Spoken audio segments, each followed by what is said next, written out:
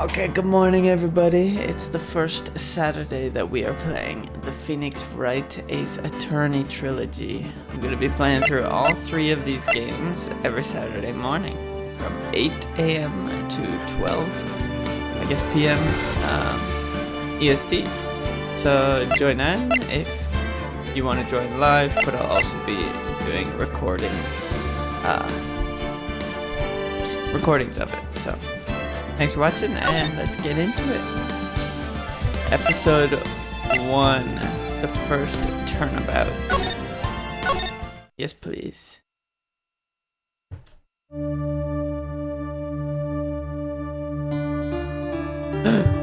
Gasp. The murder weapon.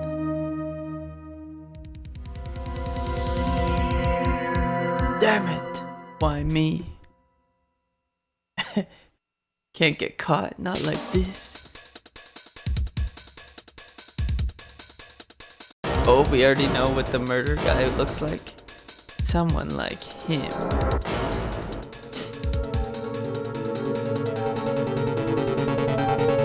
Okay.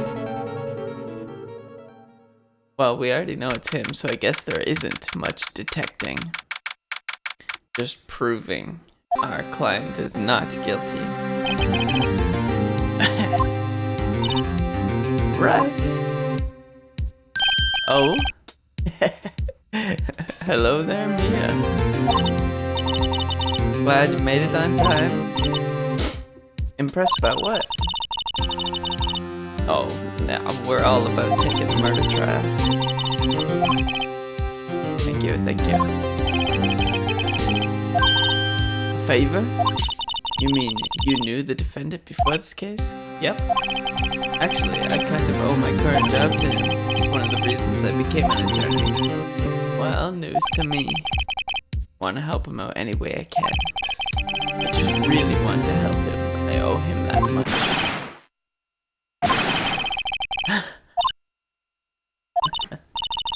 Is that your client screaming over there?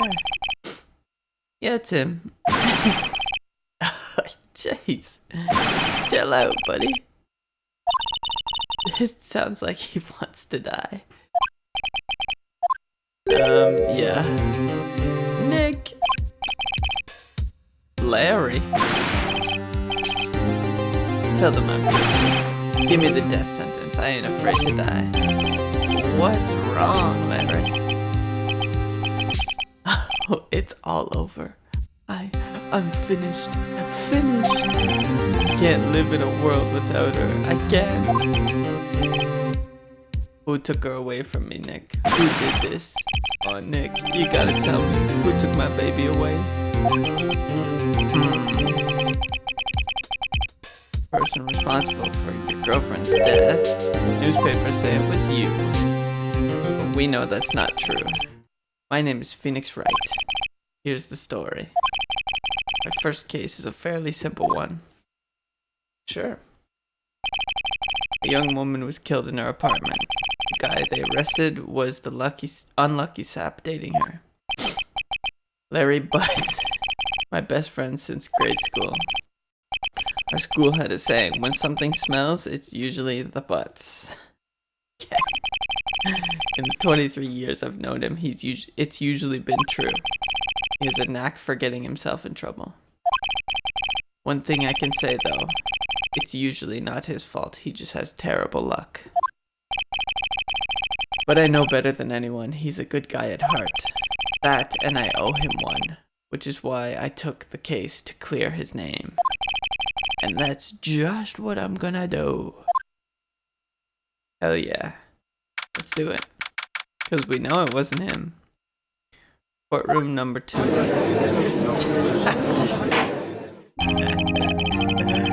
Court is now in session for the trial of Mr. Larry Butts. The prosecution is ready, Your Honor.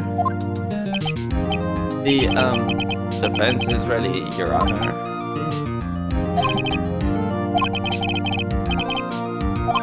Yes, Your Honor. I'm a little nervous. Can't be telling the judge that. Oh, thanks. Oh, thanks.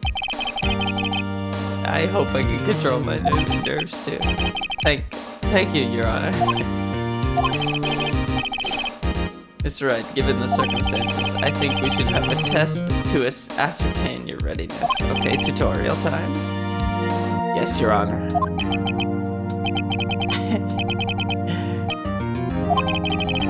The test will consist of a few simple questions. Answer them clearly and concisely. Larry Butts. The defendant? Well, that's Larry Butts, Your Honor. Thank you. Thank you. What's the victim's name? Woo, I know this one. Glad I read the case report cover to cover so many times. It's... wait. Uh-oh.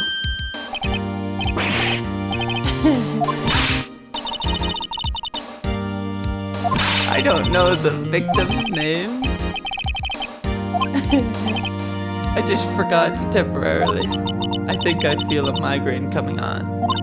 Look, the victim's name is listed in the court record. Press the R button to check it at any time, okay? Mr. Wright, who is the victim in this? I'm gonna say it's Cindy Stone. Yeah, it's Cindy. I was gonna go with that no matter what. Correct. Now, what was the cause of death? It was because she was hit with a blunt object. She was struck once by a blunt object. Correct. Answered all my questions. I see no reason why we shouldn't proceed. If only that's what it took to be a lawyer. Answer those 3 simple questions. You seem much more relaxed, Mr. Wright. Thank you. Thank you, Your Honor. Because I don't feel relaxed, that's for sure. Well then, first a question for the prosecution. Mr. Payne. As Mr. Wright just told us, the victim was struck with a blunt object. Would you explain to the court just what that object was? The murder weapon was the statue of the Thinker, lying on the floor next to the victim. The court accepts it into evidence. Perfect. That's true. I know, I got it. Prosecution may call its first witness. You can't. Okay, little lesson on Canadian law. You cannot call the defendant to the stand. So, the prosecution is not allowed to examine the defendant unless the defendant goes to the stand himself. So a lot of times in criminal trials, the defendant just won't take the stand because it gives the prosecution no opportunity to cross-examine him. So here's one thing that's already wrong. The prosecution is calling the defendant, Mr. Butts, to the stand. Chief, what do I do now? Pay attention, you don't want to miss any information that may help my client's case. You get the chance to respond to the prosecution later, so be ready. Let's just hope he doesn't say anything unfortunate. That's exactly the reason why the defendant isn't supposed to take the stand, especially if he's guilty. You just let him sit in the bench and hope the prosecution can't prove beyond a reasonable doubt that he committed the crime. Uh-oh. Larry gets excited easily. This could be bad. Fucking Larry. Mr. Butts, is it not true that the victim had recently dumped you? Watch it, buddy. We were great together. We were Romeo and Juliet, Cleopatra, and Mark Anthony. I wasn't dumped. She just wasn't taking my phone calls or seeing me ever. What's it to you, anyway? Mr. Butts, what you describe is generally what we mean by dumped. In fact, she had completely abandoned you and was seeing other men. She had just returned from overseas with one of them the day before the murder.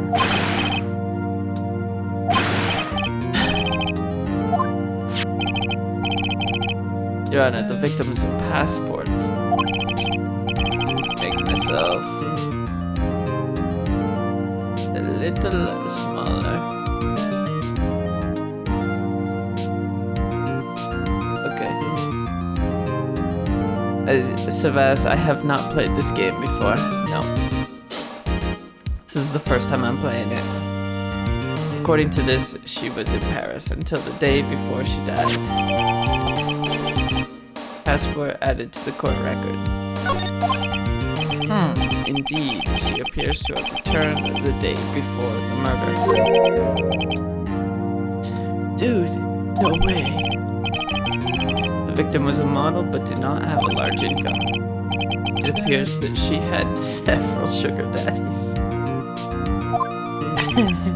Daddies? Sugar?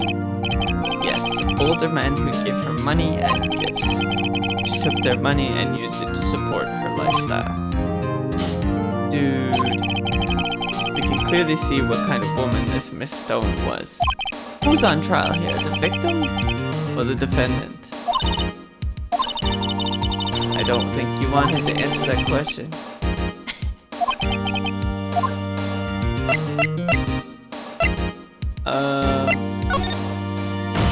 Objection!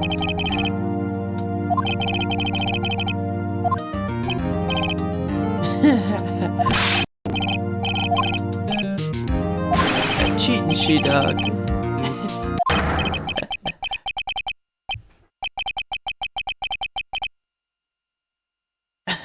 Alright. I believe the accused's motive is clear to everyone.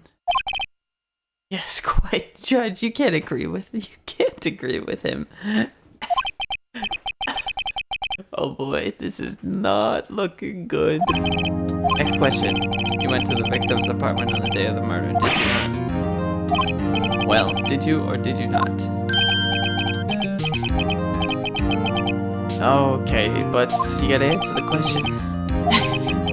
What do I do now? Answer honestly.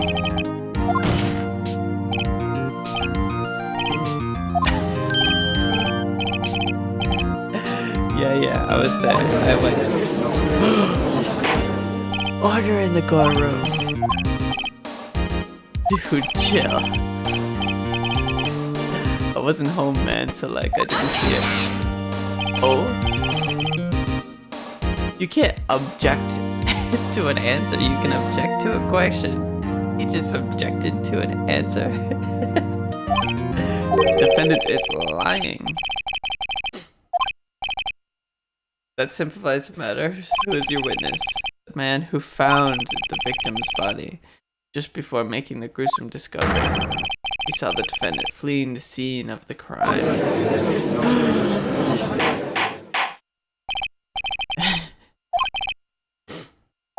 Okay. This is bad.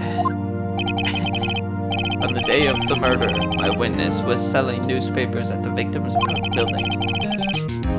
Please bring Mr. Frank Sawit to the stand. I have a feeling Mr. Frank Sawit is going to be the murderer. Oh, look at him. I see. Mr. Sawit, do you sell newspaper subscriptions? Is this correct? Oh yes, newspapers, yes. He did. He was. The judge is asking questions now? Witness testimony. I was going door to door, selling subscriptions when I saw a man fleeing an apartment. I thought he must be in a hurry because he left the door half open behind him. Thinking it strange, I looked inside the apartment. No, come on. Nobody does that shit. Then I saw her lying there, a woman, not moving, dead. I coiled in fright and found myself unable to go inside. I thought to call the police immediately. However, the phone in her apartment wasn't working. I thought you didn't go in. I went to a nearby park and found a public phone.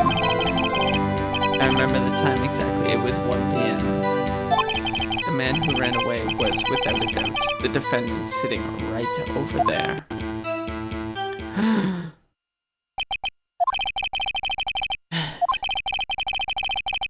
Yeah, he told the truth. I said that. Your Honor, at the time of the murder, there was a blackout in the building. Aren't phones supposed to work during a blackout? Yes, Your Honor. However, some cordless phones do not function normally. No, it wasn't. I have a record of the blackout for your perusal. Okay, from noon to 6 p.m. on the day of the crime. Okay, well, the story checks out then, huh? Now, Mr. Wright. Yes, yes, Your Honor. You may begin your cross-examination. Thank you, that's what I've been waiting for, jeez. Thanks, Mia. It's the real deal. What exactly am I supposed to do? You expose the lies in the testimony the witness just gave. Lies? What? He was lying? The client is innocent, right? And that witness must have lied in his testimony. Or is your client really guilty? How do I prove he's not? You hold the key, it's in the evidence. Compare the witness's testimony to the evidence at hand. There's bound to be a contradiction in there. First, find contradictions between the court record and the witness testimony. Then, once you've found the contradicting evidence, present it and rub it in the witness's face. Okay. I will. Thank you, Mia. Thank you. Yeah, cross-examination of this bitch. Wait. How do I want to see the court record? Yeah. Time of death, 4 to 5 p.m. So there's the contradiction, right? He said 1 p.m.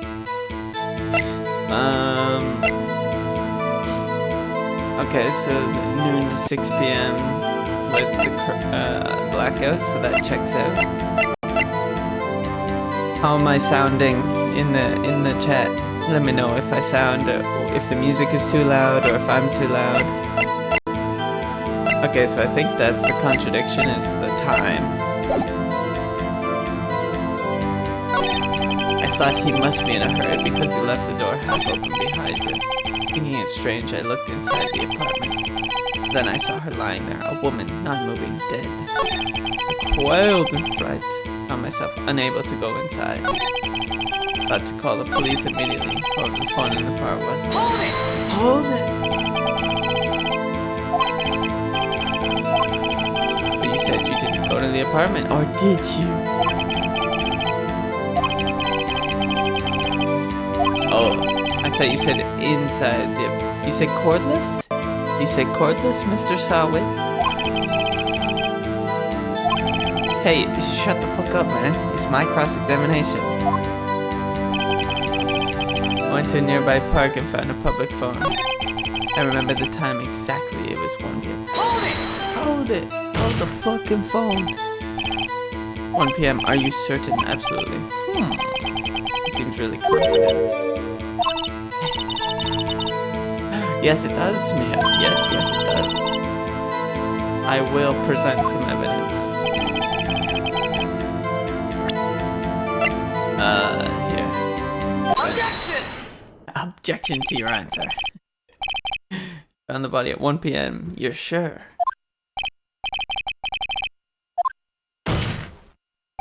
Frankly, I find that hard to believe. Your statement directly contradicts the autopsy report. The autopsy notes the time of death at sometime after 4 p.m. There was nobody to, no body.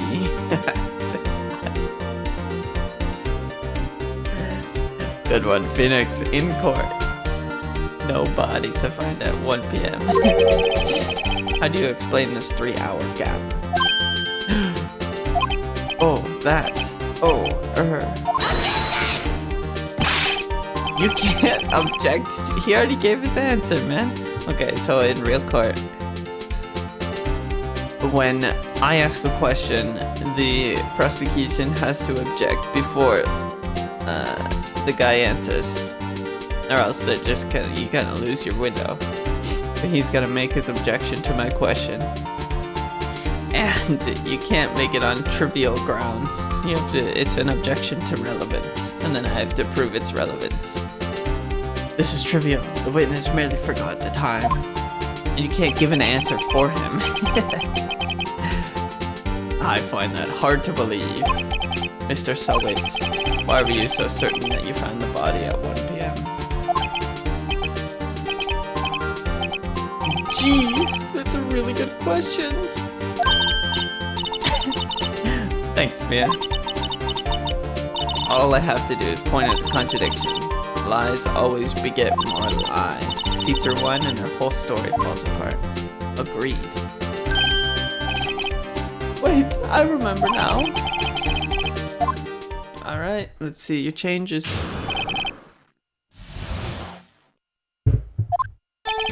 You see, when I found the body, I heard the time. There was a voice saying the time. It was probably coming from the television. Oh, but it was 3 hours off, wasn't it? I guess the victim must have been watching a video of a taped program. That's why I thought it was 1 p.m. Terribly sorry about the misunderstanding. Terribly sorry. Heard a voice saying the time on a taped recording. He's gave new evidence. I've got this one, Mia. You see, when I found the body, I heard the time. There was a voice saying it was probably coming from the television. Hold it! Probably.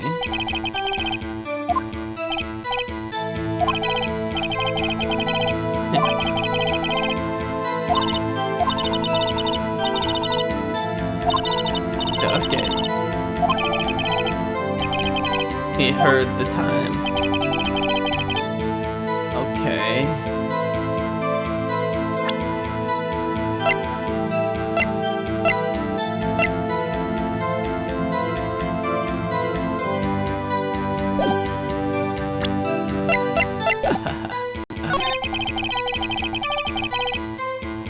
I thought the power was out.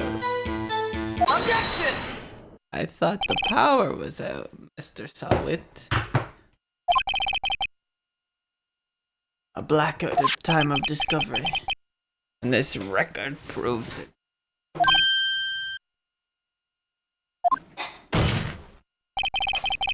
Couldn't have heard a television or a video. Yeah!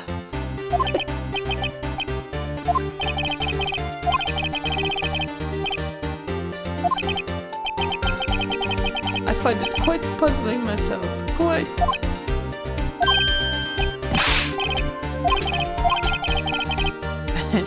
The court would prefer to hear an accurate testimony from the very beginning. These constant contradictions are harming your credibility. That, and you seem rather distraught. Yeah, why the fuck would you put yourself on the stand if you were a murderer? Obviously, there's gonna be contradictions. Let's hear your testimony. One more, please. Alright, let's see. Actually, I didn't hear the time, I saw it. There was a table clock in the apartment. It wasn't there. Yeah, the murder weapon. Killer used it to hit the victim. That must have been what I saw. No, the murder weapon was the thinker. I guess that would explain it.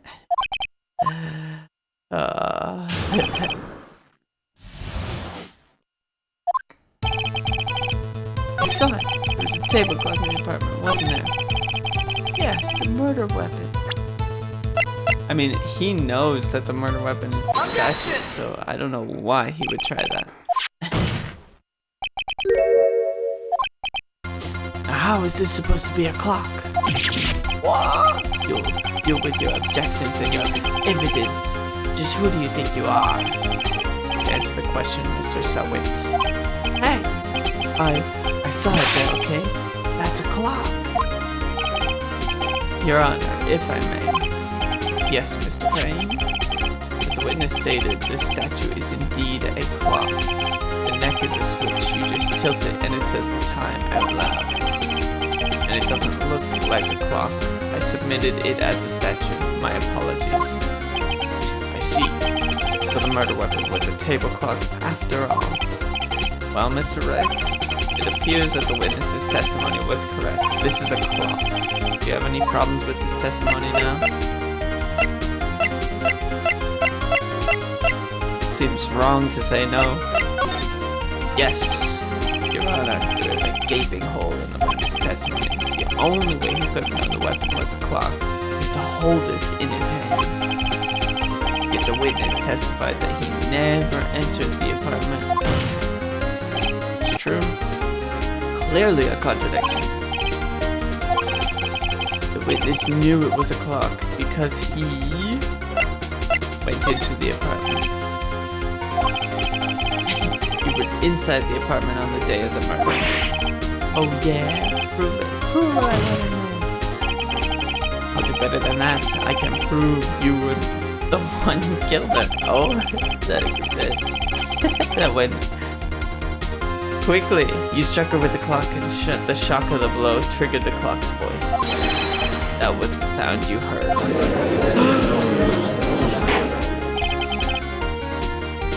Order in the court. Intriguing. Please continue, Mr. Wright. Yes, Your Honor. Mr. Sawit, the sound must have left quite an impression on you. Understandable, since the murder weapon spoke just as you hit the victim. That voice was burned into your mind. That's why you were so certain about the time. Is there a fucking question here? Cross-examination is supposed to be a bunch of questions. You can't just make your submissions during cross-examination. You gotta make your submissions after cross-examination. That's why you were so certain about the time. What do you mean, the meaning of this? Baseless conjecture. Baseless?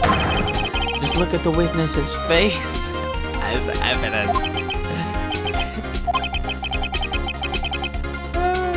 Would the witness care to elaborate?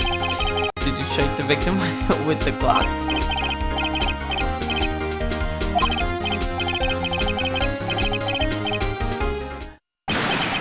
Gwah! You can't just throw your toupee at people. Shut up, shut up, shut up! I hate you. It was him, I tell you. Yeah, G-Man. This isn't exactly real law that I'm working with here, but it's fine. It's entertaining. I tell you, I saw him. He killed her, and he should burn. Burn! Give him death. Order in the court, I say. Your Honor, a moment, please. There isn't a shred of evidence supporting the defense's claims. Mr. Wright, Your Honor, you claim the sound that the witness heard came from the clock. Do you have any evidence? Whole case is riding on this. I'd better think carefully. Your Honor, the sound Mr. Sawit heard was definitely this clock. A fact which is clear if you simply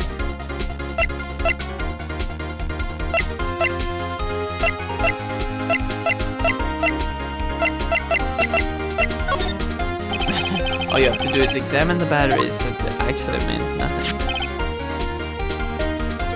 Are in the right way. The clock seems to be working fine. The clock was working fine. Oh, whoops. sorry. I got confused back there with all those testimonies. Mr. Wright! I'm afraid I have to penalize you. Try to think things through more carefully. Oh, I have health? Yes, Your Honor. As I was saying. Okay, reset. The sound of Mr. Sawit heard was definitely this clock.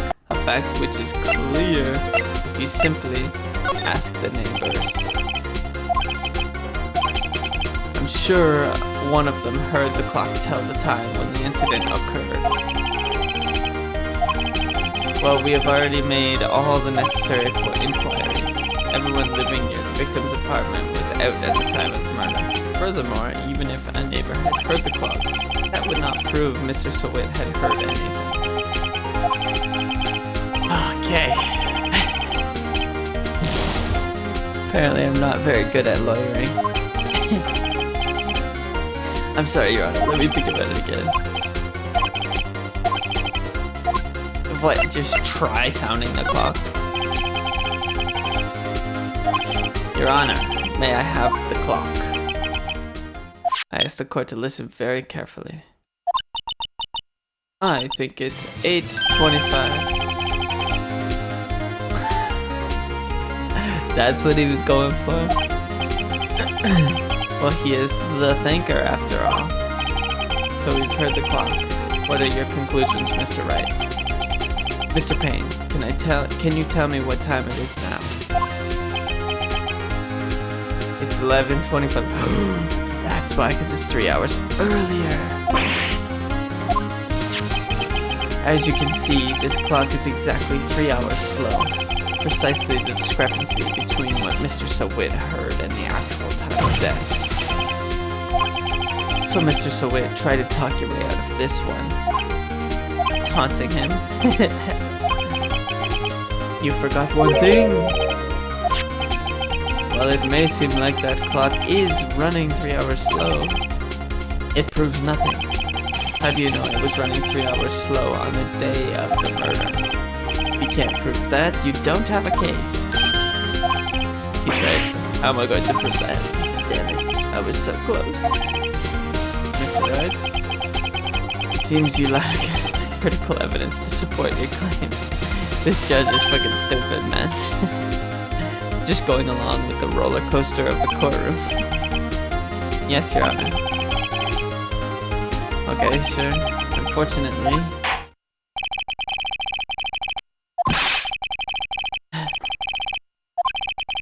Hey, treat me like a criminal. A criminal!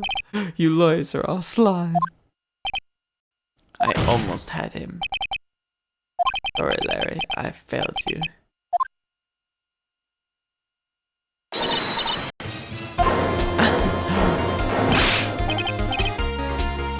Mia is gonna step in. Don't throw this one away. Not like this. Think. But Chief, it's over. You can't prove the clock was slow on the day of the murder. Nobody can prove that.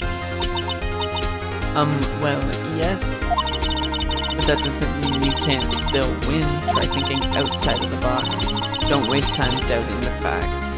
Assume the clock was 3 hours slow and think it through. Ask yourself, why was the clock 3 hours slow? Figure out the reason and you'll have your proof. Right? Can you think of a reason as to why the clock would be 3 hours slow? Yeah, of course. Maybe I can prove it. You must have the evidence somewhere that can prove it right. Find it and let them have it. Have I found the evidence to support this claim? Of course. There's a piece of evidence in the court record that can prove my claim beyond a doubt. Tough words. Let's see if you can pull this one off.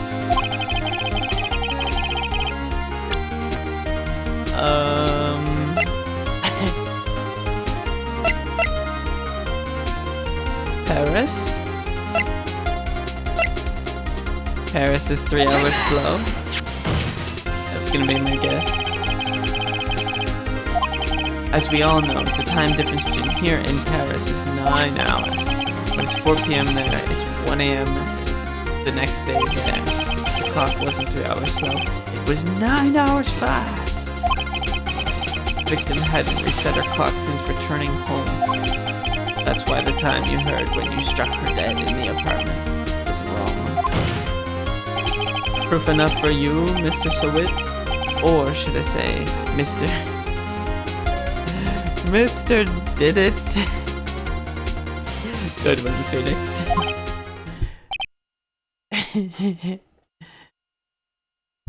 What? Did he just die? Order! Order, I say.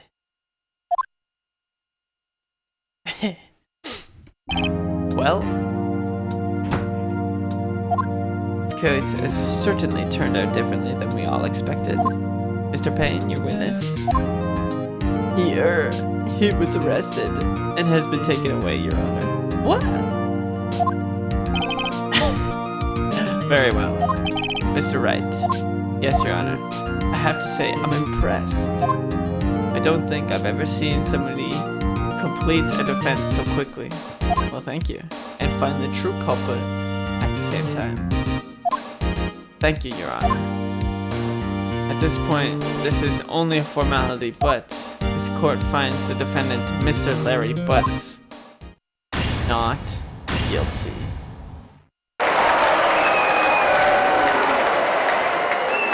Confetti! And with that, this court is adjourned. Oh, yeah. Turns out that Frank Sewitt was a common burglar. He posed as a newspaper salesman to check and see when people were out of the house that day.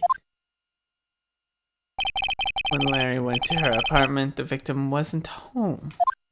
After he left, Mr. Sewitt let himself in to do his dirty work. While he was searching her place, the victim returned. Flustered, Mr. Sewitt grabbed the nearest blunt object he could find, struck her dead. Oh.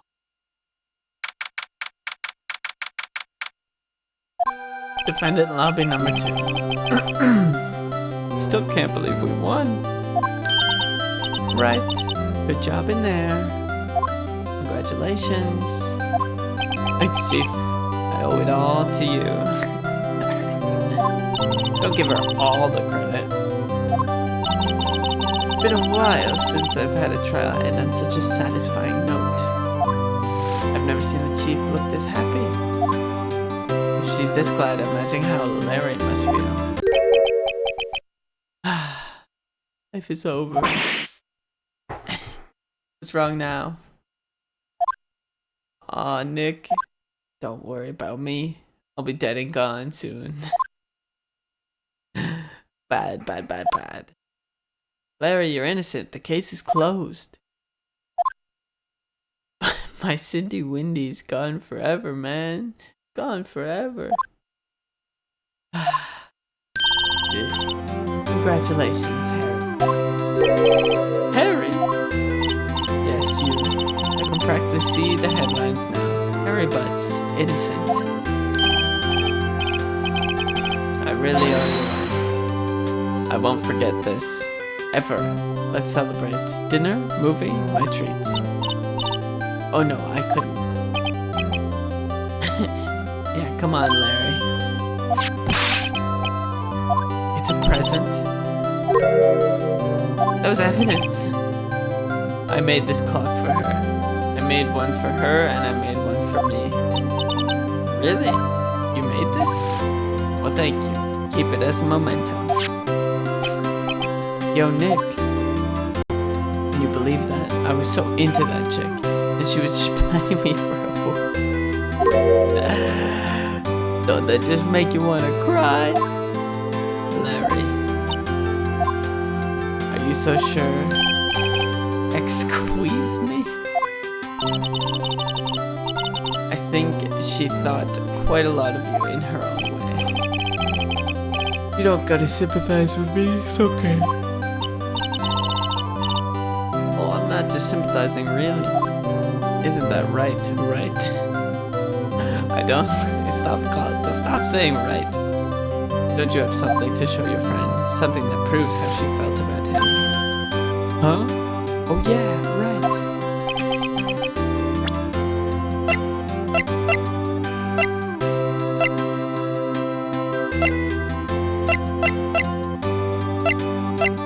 It's gotta be the statue.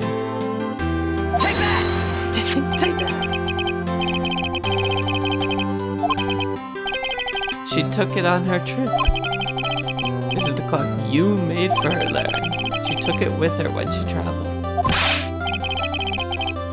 Probably just needed a clock, that's all. You think so? It's a pretty heavy clock to take traveling. True.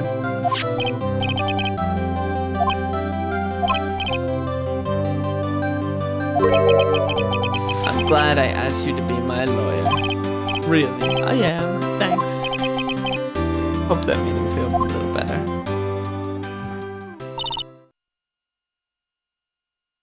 Right? I hope you see the importance of evidence now. Also, hopefully you realize things change depending on how you look at them. People too. We never really know if our clients are guilty or innocent.